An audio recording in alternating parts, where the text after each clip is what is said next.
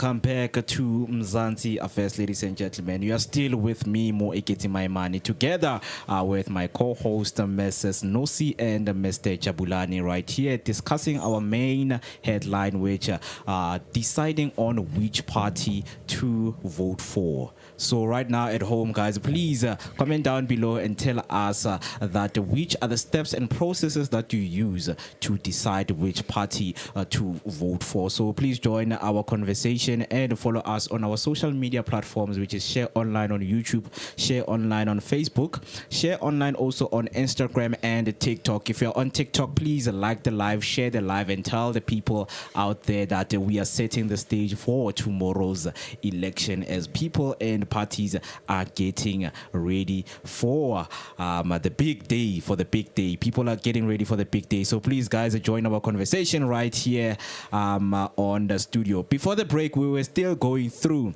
what Mr. Msholozi is bringing to the table, as we knew that Mr. Msholozi, served his term as president of South Africa, but now he had his shenanigans. But he is back again, and a lot of people are putting their trust on him into making sure that he can bring back the South Africa that we once had. So as we were going through jobs, Msholozi spoke about the permanent minimum wage of the 4,500 a month for the people who will be working. So let us go to the next one, which is crime and corruption, which is something that is mainly a thing and mainly a problem that is being dealt with till today. So Msholozi is actually speaking about hiring more cops. So do we believe that we have less cops in this country? I believe we don't have enough more. Why am I saying that? It's either we do not have enough or we have people that are sitting and not doing their work.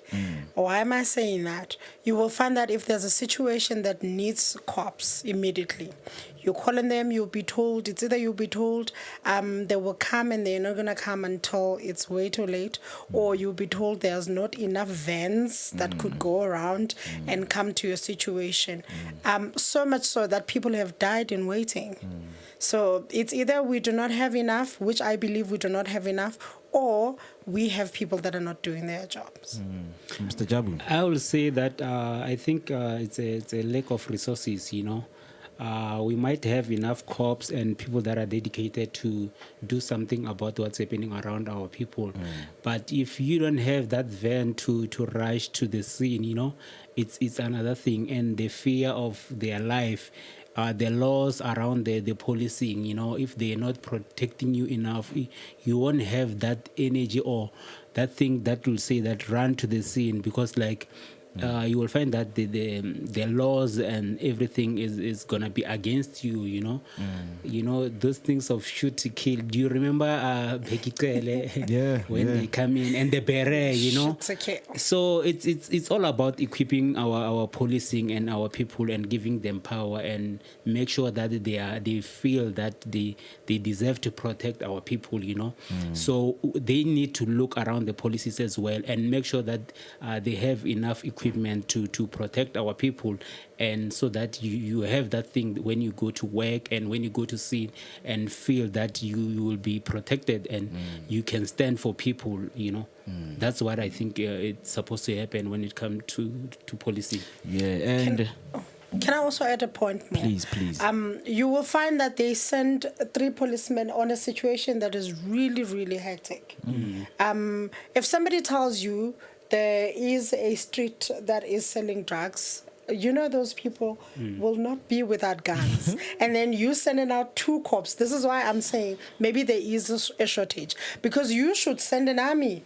You know what I mean? So that they can be able to back each other up and not even give those guys a chance to say, we can maybe try our luck to fight out. So I think we definitely don't have enough. To add another thing, if we can link up our SAP and Defense Force, they must work together in hectic situations. Definitely. When it comes to strike and people that are vandalizing, selling drugs and all those stuff, if you have that you have people that are selling drugs somewhere, it needs intelligence. SA Defense, they've been I don't know what they're doing in most cases, but I know that they will protect They're us the when we camps. have, when we have war and everything. But it will take time. But they need to be active somewhere, somehow. They need to have policing around them and make sure that they help our police to clean our South Africa, because there are much respect when it comes to SA Defence Force in most cases. Yeah, so moving on, another one from the key policies from the MK party, Umkhonto weSizwe, is the referendum on the death penalty. I think this also comes because from the PA, the Patriot Alliance, from Gayton Mackenzie, he spoke about bringing back the death penalty, in which is something that is debatable.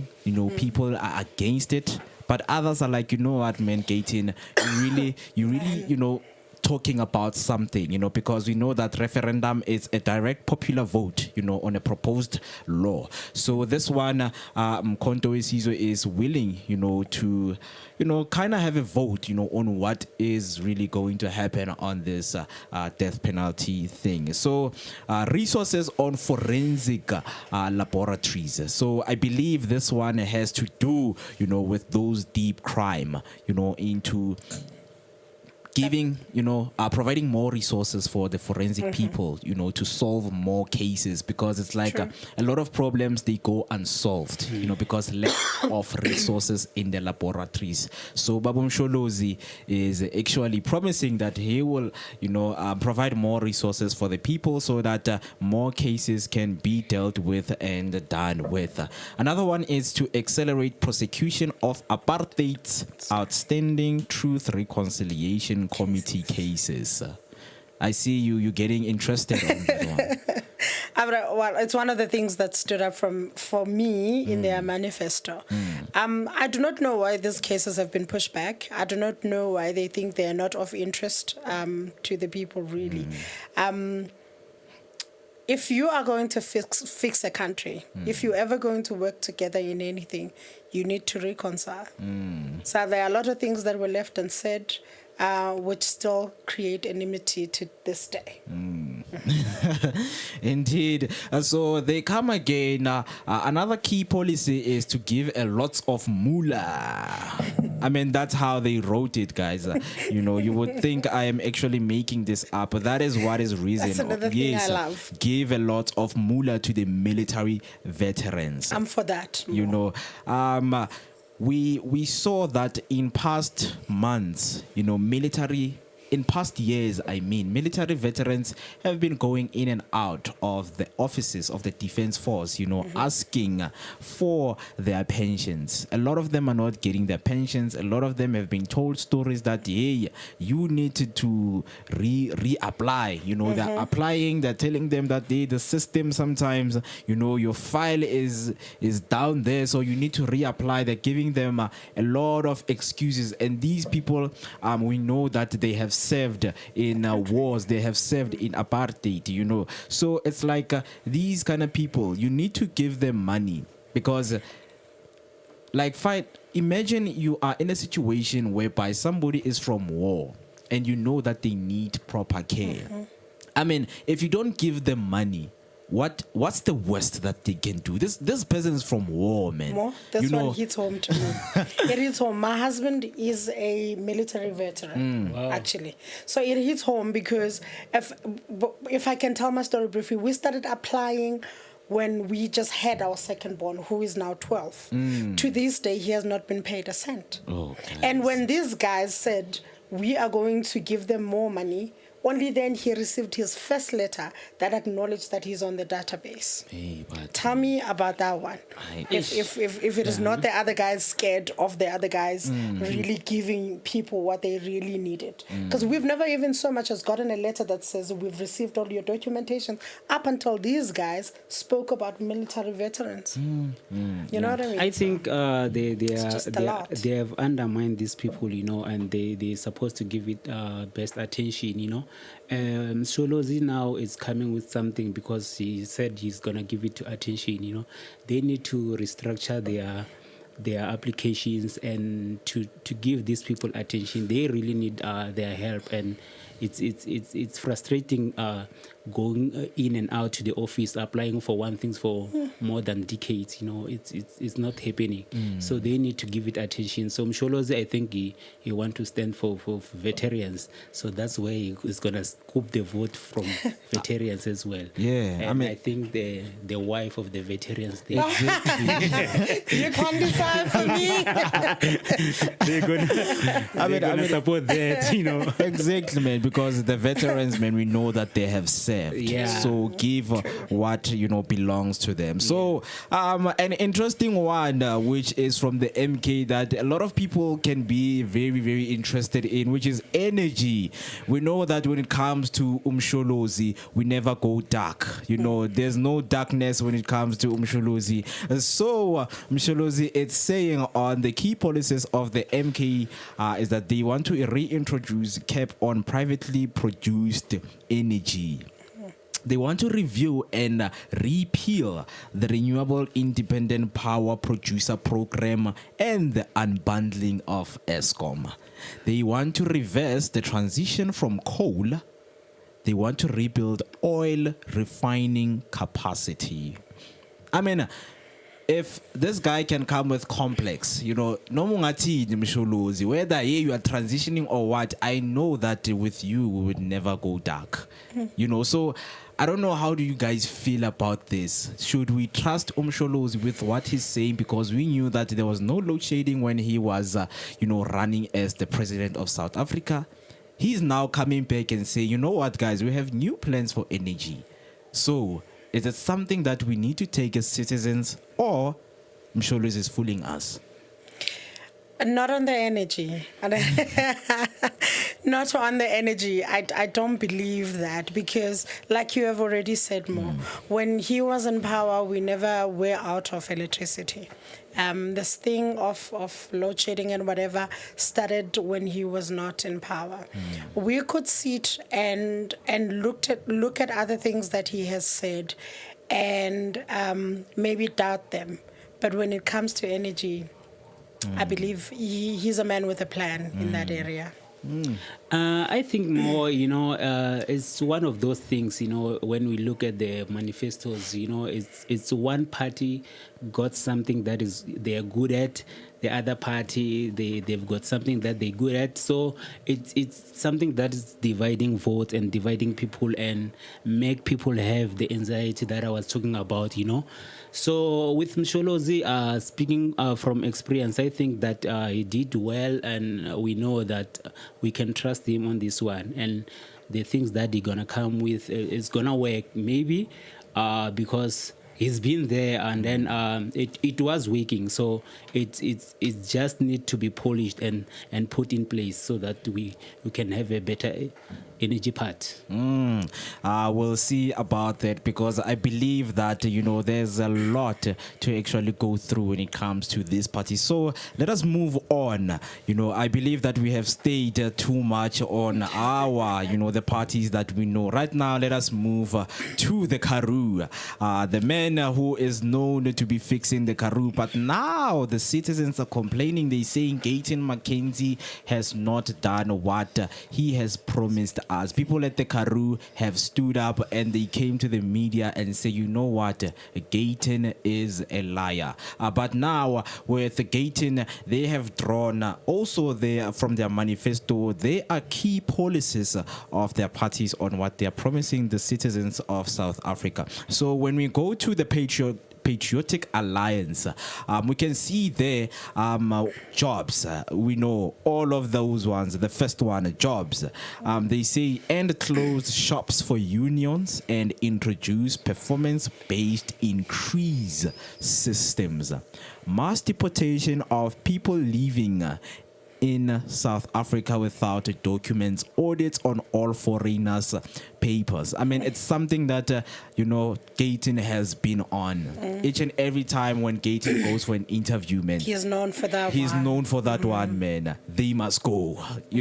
Gayton, how are you doing? They must go. They must go. That's what Gayton is all about. So he says also support for small, medium, and micro enterprises. prices, in which it's something that we have seen that, the government is having a lack into supporting it. So moving on to crime and corruption, Gayton says a death penalty for somebody who has committed a murder, multi-killings and the rape of children. Acts of corruption that can be categorized as high treason. I mean, when you talk about high treason, what Mr. Jacob Zuma has been, accused of, that is a high treason. So basically what Gayton says, Zuma must go. You must die. Yeah. Zuma must go, man. Literally saying that. Again, they're coming back and say random integrity test for cops. That one stood up for me. Clamping down on confiscated firearms lost by the police services. I mean, when cops now are becoming tested, for me, I feel like it's not safe, man, because these people are supposed to be, making sure that we are safe. Now, if you're going to test them, they are going to test you back. That's what I'm getting from all of this. So a proper training and, a proper rules and conduct for these cops must be put so that, they can behave and be well-mannered into making sure that the country is running okay. Promises of a corruption-free government. I just want to hear from you guys. What do you think of this, man? Promises of a corruption-free government. Music to my ears more. I would say that it's one of these things that is talking, and they are shailing us, as I said at the beginning. But what's coming back to Mackenzie is did he deliver some of the things that he promised before? People, they will be looking at that, and it means like you betray your people. Trust is one of the things that's going to be needed in these coming elections, So it looks good in paper, and then in black and white, we like it. We like to hear that. That's what we up for, So, but coming to give it to people, it's another story, and I don't think Mackenzie, he did that, So it's coming to bite him now, and those few people that will left with him, or maybe give him a second chance, or it's up to them and up to those who are buying the story and they're hearing the story for the first time, because now we have got a lot of people that have registered, because these coming elections are interesting than before, or before the one for 2019, if you can check. We have got a lot of people, so there are new people that are gonna buy a new stuff from these people that are hearing, So I'm not sure. And the other thing that I wanna say, I'm not sure, because when we look at the last elections, there were a lot of people that are registered, but they didn't go to vote because of the kind of topic that we have today, undecisive, the anxiety, they don't know, they think like it's better that maybe Nosi can decide better for me, they can, I don't want to be part of destruction of the government that is coming in, So they fear. So let's give our people that hope and believe that their vote is going to make a change, and then they just need to decide which party are gonna lead us for better and give us whatever that we need, jobs, electricity and basic and other basics that we need at the end of the day. Indeed. Can I say something more? Please. I do not know how a corruption-free government looks like. It will be interesting to see. That's all I want to say. I mean, it's what we are promised, man. I think a lot of people at home, really, yearn for a corruption-free government whereby you don't hear a scandal each and every month of this person has done that. So I do believe that, when it comes to a corruption-free government, it's all about us. you know, because for their government authorities to be corrupt, it's the citizens also forcing them to do the corruption that they do not want to do. So moving on energy, you know, because I remember before we get deep into energy, actually Mr. Gayton has mentioned that in the Karoo, you know, there's this mineral, man. I think it's nuclear, you know, nuclear in the Karoo. They have made a research, you know, they have dug deep and they found out that the whole of the Karoo is actually sitting on top of a nuclear. And that means they themselves, with that nuclear, they can create their own electricity. You know, so it's those kind of things that he mentioned, in which we still want people want the proof of whatever that he's saying is true, because it's like you're going to buy in what he's telling you, and then you get glamorized and blinded.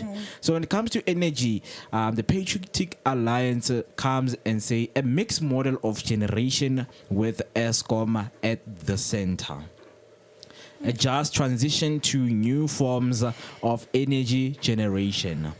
Supports fracking, mining for natural gas. You know, which is something that he has mentioned. You know, guys, as much as I'm taking you through, I know somewhere, somehow at home, there's somebody who's saying, you know what, my guy, you have not given us the answer that we really, really need for these parties. You know, I believe that they also believe that complexity is a way of making people, you know, bring them closer. True. That if I use vulgar words, it's like this guy knows what he's doing. But you know, the problem becomes at when you have to explain to somebody who is in the rurals. I mean, Gayton can come and speak about fracking. What is Umakulu going to understand? You know, Makulu, we want to frack. Like, into nuk frack agaloku when I Gayton. Into nuk frack. I was like, give me an example. Give me an example of fracking, you know. And so it's those kind of thing. On our TikTok, we have a comment from Black Manning saying, all these politicians are about power. We're still far from revolution. You know, I mean, it's what we are talking about. You know, it's what we are talking about. Remember, a leader is not the one who is strong, but the one who cares. This man is coming up with deep words here. Are you a poet, my friend? Are you a poet? But thank you so much for commenting, because when it comes to leaders, man, we understand that leaders, you know, they lead by example and they care for the people. You know, so thank you so much for your comment, and please guys, please do not forget to follow us on Facebook, Instagram, also on YouTube. Leave down your comment and tell us what do you think, and actually what are your steps and processes of making a decision of voting for a political party of your own choice, because tomorrow it's the day that people are going to come in numbers and they are going to vote for their political parties. So I'm gonna ask again, guys, are you really ready for tomorrow? I am. I know I am. Yes, we are. I almost cannot wait. Yeah, we are ready. 100%. We're urging other people to come and vote. You know, let the anxiety kick in today, and in the midnight, everything must be sorted. You know, or in the morning, they must have that energy. Exactly. You know, they must come in numbers, and then they need to decide who's gonna sit there, and then the people that they're gonna hold accountable. Of course, you're not just voting for the sake of voting. People that will say that you have promised us 1, 2, 3, you need to come to deliver to us, you know, and then so that we can have a better South Africa. Yeah, man. Because I believe that the inspiration, a lot of young people like me really need that inspiration, because you know, we are influencing each other with wrong things, like, you know what, man, this voting thing doesn't work. But only to find out if you put your head and try to understand how the political game is actually, because the country is actually run by politics. Sure. You know, if you Yes. can. So I believe that we need to put ourselves inclined with. By the way, I want to ask Mr. Black Maningi that are you voting tomorrow? And if you are voting, please tell us the steps and processes of you deciding which party to vote for. Right now, we are going to you take a short break, and then when we come back, we are going to continue with our main headline. Are you voting, Domo?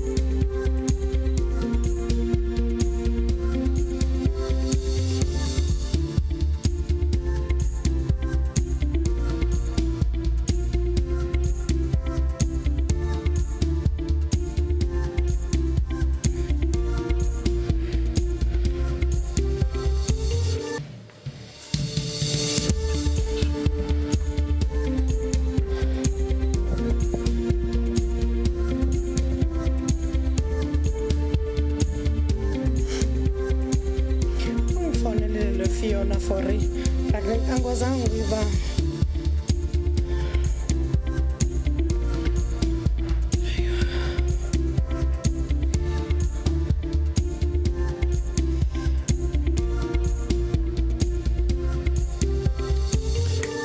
Welcome back, ladies and gentlemen. You are still watching Mzansi Affairs with me, Moeketsi, and my fellow co-hosts, Ms. Nosi and Mr. Jabulani. Right now, my time is 9 minutes past 1, and we are still on top of our main headline, which is deciding who to vote for, as tomorrow is the day of the elections. So before the break, we were just going through the manifestos of the different parties that will be represented tomorrow as the parties that you guys are going to vote for. So we just want to know from you guys at home, which processes do you use to know which party to vote for? Because promises have been made to people. Now, the deliverance of those promises is what people have been waiting for. So right now we are going to show a screen of you and move to the EFF. The party is known to be Mr. Julius Malema. So we all know economic freedom fighters. You know, they every time had this mandate of making sure that they are for the citizens. You know, they are for the citizens. But now the questions also come. You know, people have been asking that as much as it is very, very expensive to run a party, who are you getting funded by? Mm-hmm. You know, these parties, they do get funds, you know, from different stakeholders out there, you know. That question, for some people, it's not important, but for some, it's very important because there's allegations of that some parties are being funded by blood money. You know, but we don't know about that. So what the EFF on paper has written for the people when it comes to their key policies on jobs, the first point there, they're saying all workplaces operate 24-hour with a 3-shift system to increase employment. 24-hour 3-shift system to increase. I want to understand that.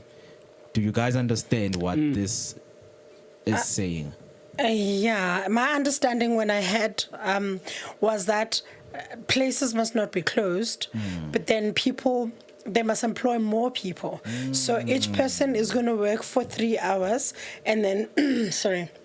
And then the other group is going to come in again, work its own 3 hours. And that way, one establishment or one company will have more people working in there, but working minimum shift. So that to split, whatever was coming to Mr. Jabu can be now divided maybe into 3 people. Because they work for 3 hours, meaning that they expect a minimum wage, and it can stretch. So nobody's going to be sitting without jobs.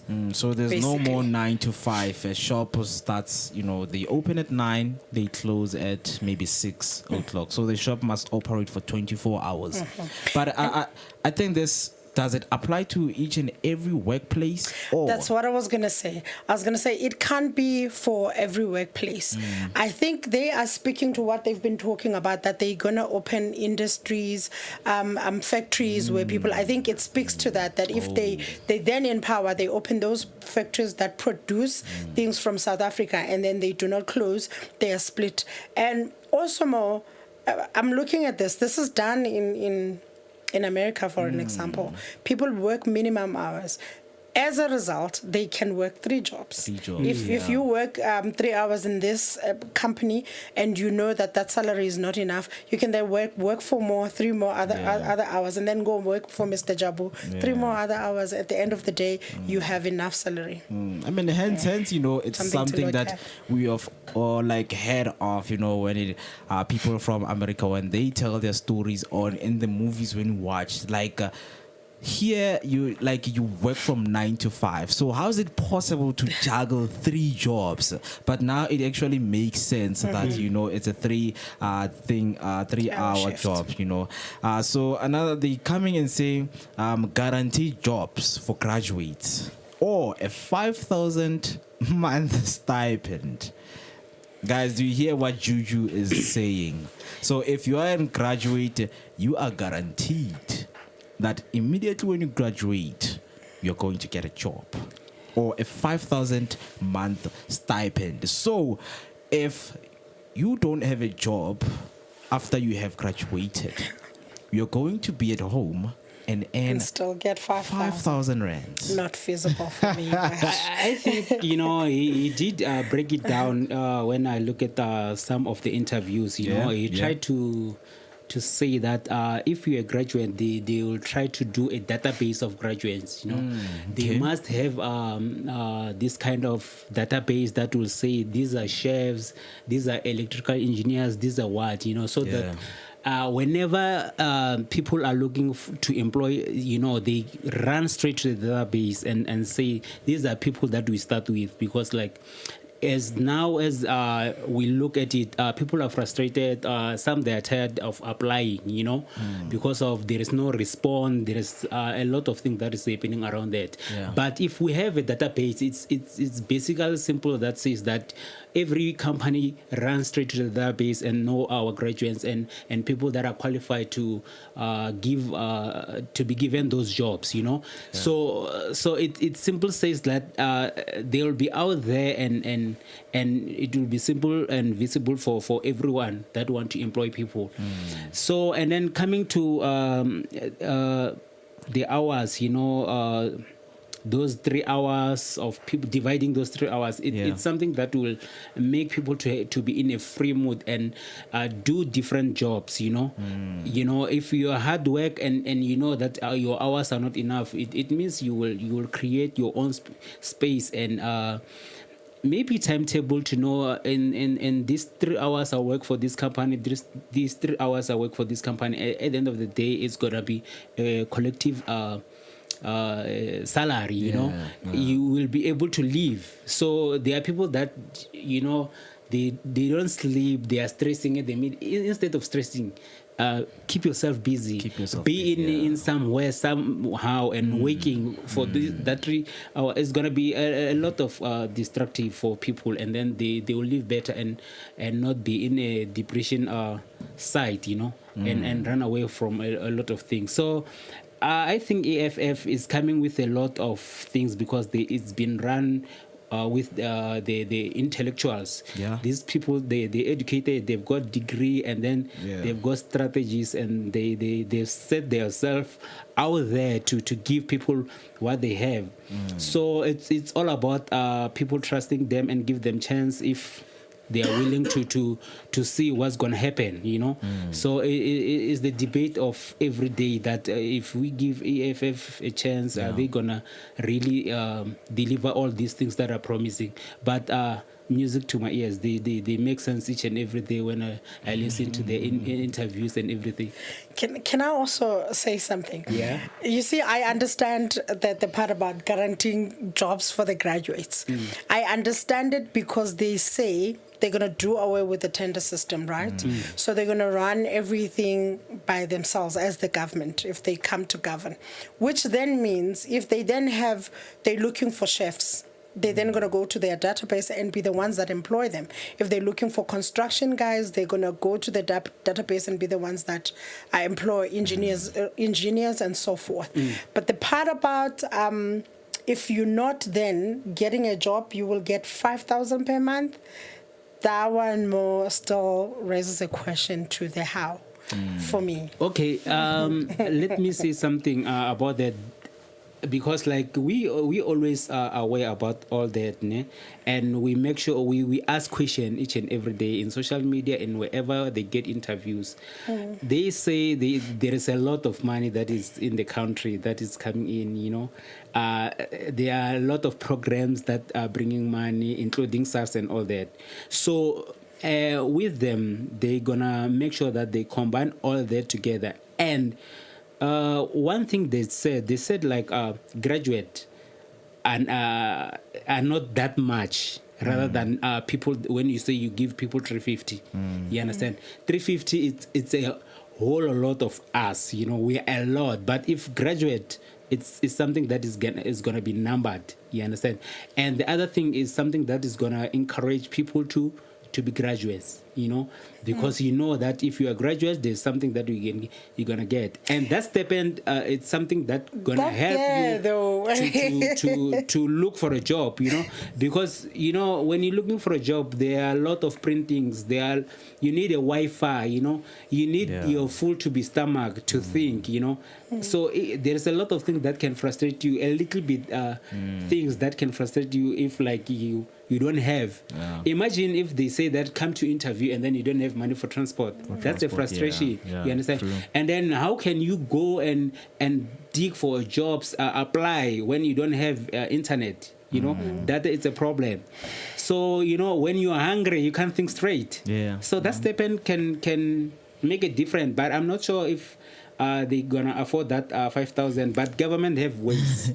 That there though, Mr. Mo, Mr. Jabu, you heard what you said. You said it will promote, it will encourage more people to want to be graduates. Yes. So eventually we're gonna have huge numbers that, like, we have people for grants now that are graduates, and then we're also gonna have people that are lazy, that are never going to look for a job or aspire to anything because they have a 5,000 that's coming. Yeah. You see, that is why I'm like, but the other thing is, when we talk about 5,000 for a graduate, it's not enough because graduates think different.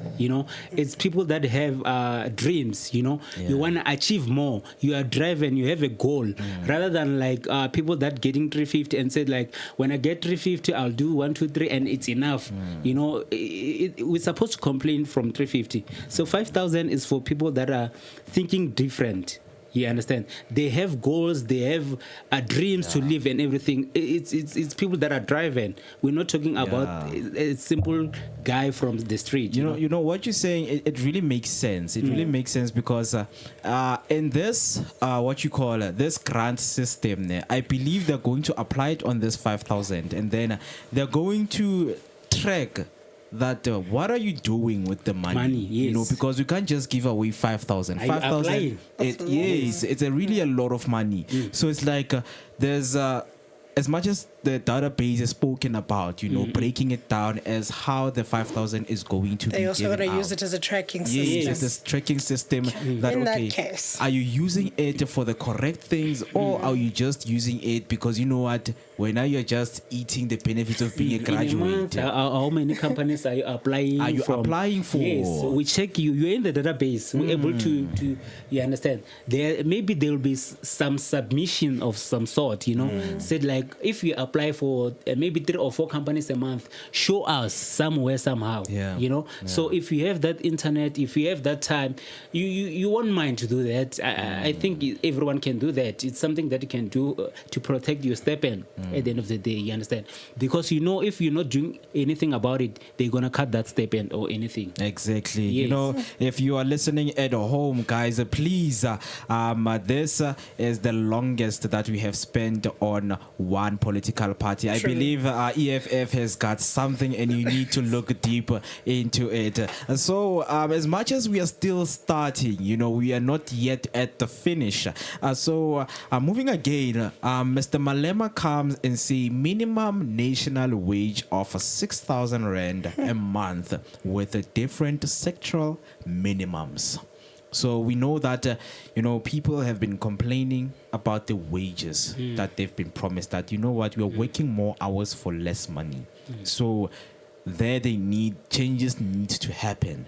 Man, EFF is money driven, and which is something that people like, man. Let's move to crime and corruption. So EFF, they saying they are going to restrain full police service by 2027 and employ 100,000 more cops. I mean, man, with these things off by this year, we would have achieved this. We have seen it, failing dismally.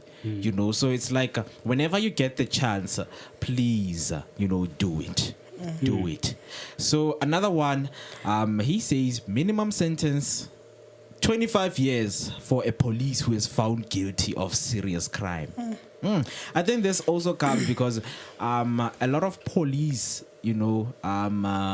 police sergeants and people who are in the police services, they have done crimes, but now because they are inside, the law is lenient on the police who does crime. So it's like right now it needs to get serious and show that the law actually works from both sides. Either you're a policeman or you're not a policeman, the law still applies. So that is one of the things that we see on the key policies when it comes to under crime corruption on EFF. And then moving on to energy.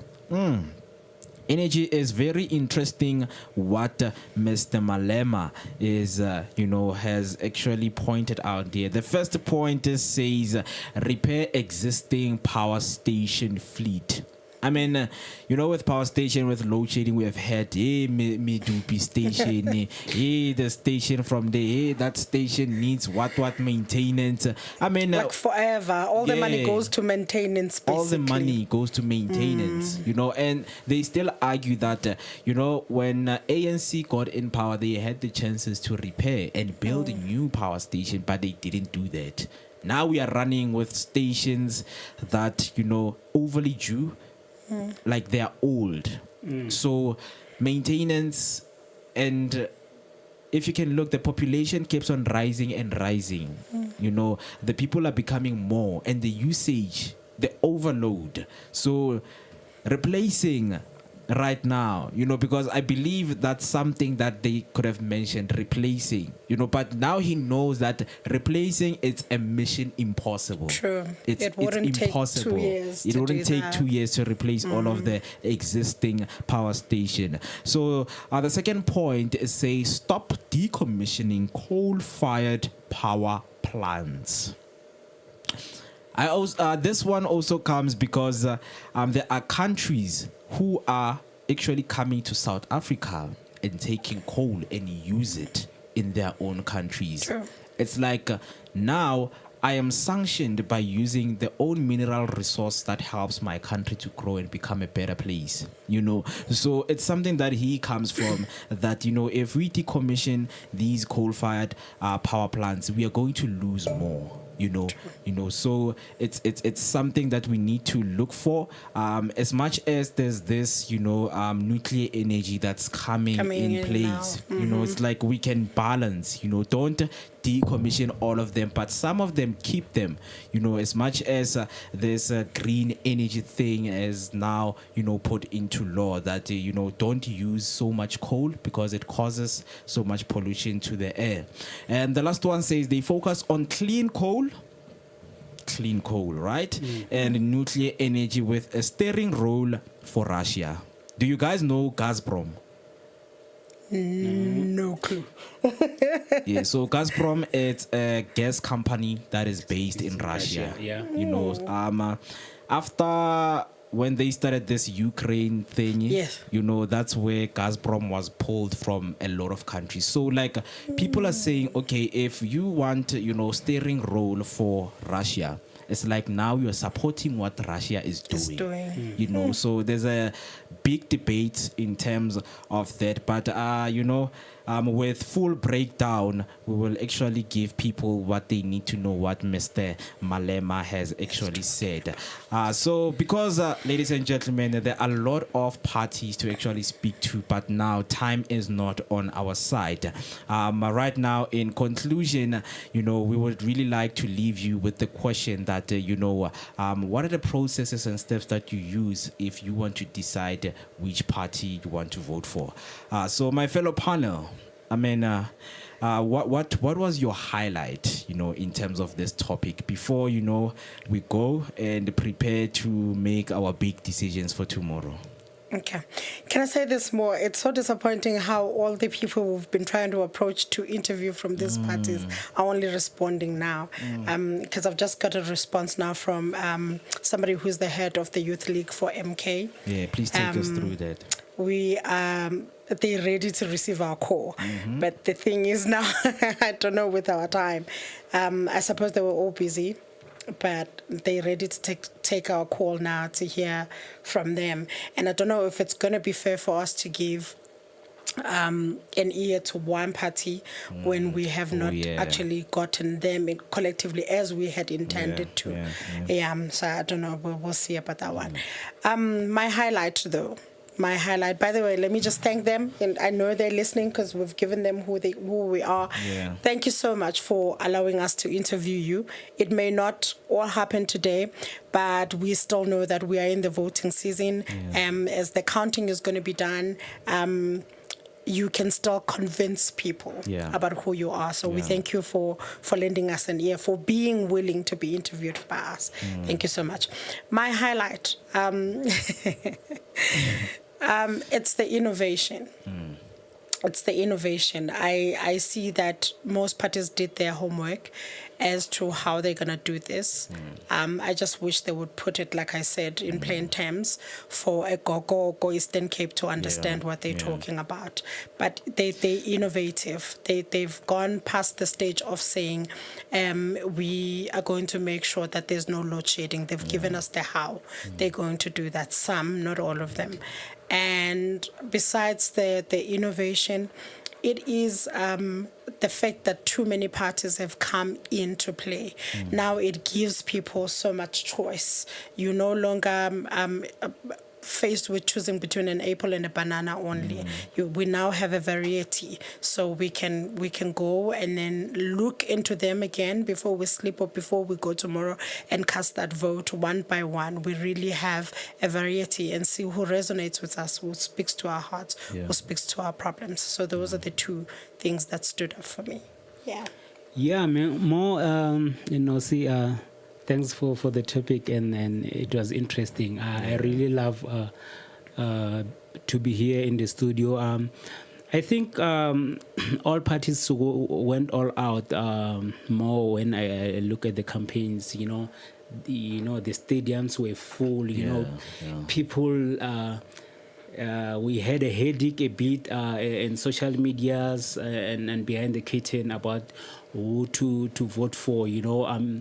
There is a lot of debate until I think I'll give that debate until 12 midnight, for closing. And then after 12 midnight, everybody need to be decided, about something that we've been talking about today.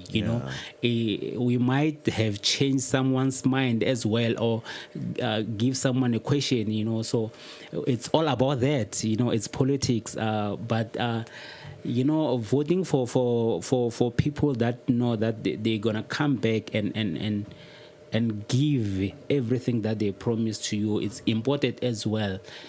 So I'm happy, and I think the parties, they work hard to go out there to the people. It's enough. We need to go to action, because there are a lot of things that are on hold because of politics and vote. We're not thinking straight, and then people are protecting their business. People are protecting a lot of things.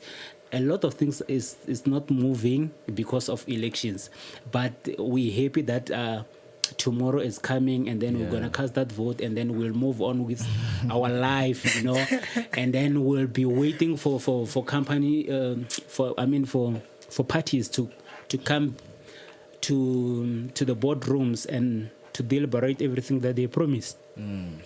So that's gonna be exciting for us, and then waiting there for those jobs, because if I'm casting that vote, I'm advocating for the jobs. So after casting, it means I said that jobs are coming, because I haven't seen any party that didn't promise us jobs. I didn't see any party that didn't promise us power.